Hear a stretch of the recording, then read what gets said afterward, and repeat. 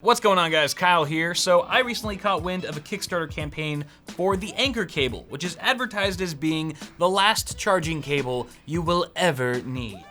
And the campaign was a huge hit. I mean, they raised over $250,000 US by over 4,500 backers.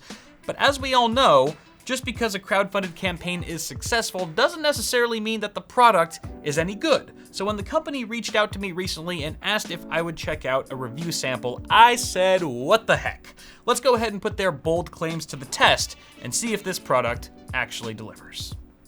The Enermax Sabre Ray full tower chassis features premium RGB sync lighting, included RGB strips, and 3 pre-installed twister-bearing RGB fans. Enjoy a tempered glass window, power supply shroud, and extensive water cooling support with 2 included front panel options for prioritizing silence or airflow. Compromise nothing with the Enermax Sabre Ray. You can learn more by clicking the link below.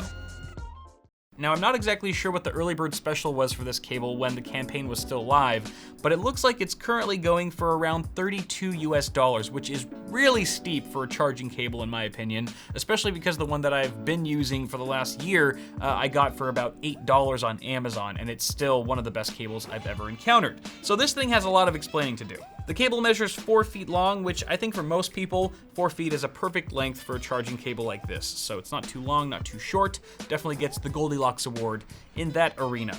There's also this nice steel casing that runs the entire span of the cable for a couple reasons. One is protection. Obviously this is a copper wire at its core, and there's a rubber casing around that, and then a steel casing on the very outside. So you kind of get this exoskeleton that provides additional protection. The other benefit of a steel casing is that it makes the cable virtually tangle-free. And I've tested this myself by tying it up in a giant knot, and no matter what I do, it pulls apart very easily in a matter of seconds because there's simply not much friction going on here like you'd find with a rubber or even a braided cable. Now, I don't think the steel exoskeleton has much to do with this, but the cable is advertised as being incredibly durable, and there was actually a test on the Kickstarter page that shows a machine bending the cable in the same spot over and over until the cable fails. And they found that it was actually able to bend over 60,000 times, whereas competing cables that they tested it against only lasted about a quarter of that. Now, obviously, I have no way of validating this on my own, but it is a fairly compelling demo if it's true. It's also instilling enough confidence in the company to offer a lifetime warranty with this product. As far as the interface on this thing goes, we have a simple USB Type-A connector on one end and a neodymium magnet on the other. And this package actually came included with 3 magnetic tips, which also have gold contacts on them. One for USB Type-C, another for Lightning, and micro USB. So I guess the idea here is that you can interchange these tips as you see fit, which maybe explains why they're advertising this to be the last cable you'll ever need, because it has these various connectors. Now, while I understand the concept here and I appreciate the flexibility it offers, there's a part of me that also thinks this is kind of silly, because the more I use these types of cables, the more I find myself just kind of popping on the one connector that I really need and sort of forgetting about the other 2. These kind of just go in a drawer somewhere, and, you know, God forbid they get lost or something, negating the whole point of this sort of flexible design. Now, what I see a lot of people doing with these removable magnetic tips is they'll actually leave the tip inside of their phone so that when it's time to charge, they just have to hold the cable near and it'll automatically snap. And they don't have to actually shove anything into their phone. It's very easy. But the problem with that is that these are magnets, right? So they have to be facing the correct way, otherwise they will repel and will not connect. And what that essentially does is it removes one of the greatest features of connectors like Type-C and Lightning, which is that they're reversible. So this all of a sudden becomes a keyed connector that I'm not too hot about. So if I were using this exact cable, I would probably just leave the tip connected to the cable itself at all times.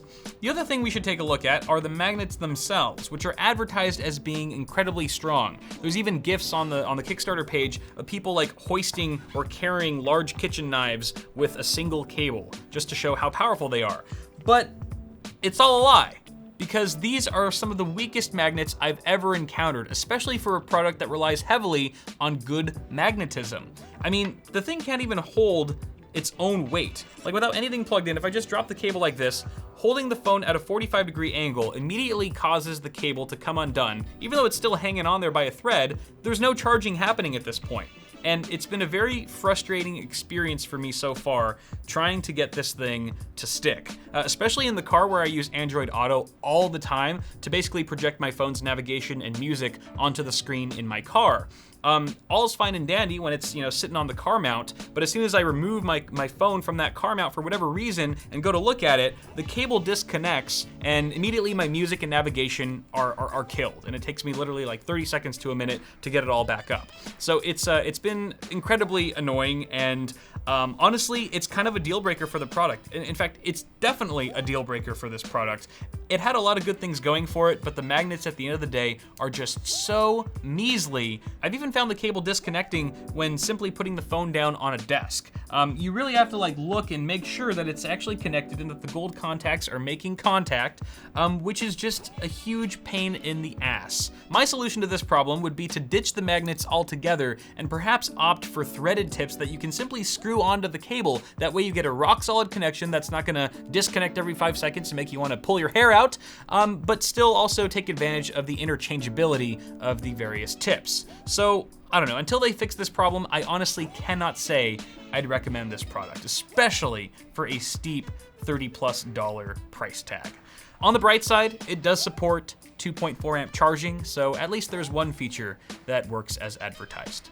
And that's it, guys. Thank you very much for watching this short little review of the Anker cable. If you guys have any opinions, thoughts, concerns, let me know in the comments below. Curious to hear what you guys have to say about it. Also, toss me a like on the video if you enjoyed it, and get subscribed for more tech stuff coming at you really soon. And follow me on FLOATPLANE if you want to watch my videos a week early without ads for $3 a month. I'll put a link for that in the video description. Until next time, guys, thank you so much for tuning in. Have yourselves a good one, and I'll see y'all in the next video. Hey, at least it makes a ugly necklace, That's a feature.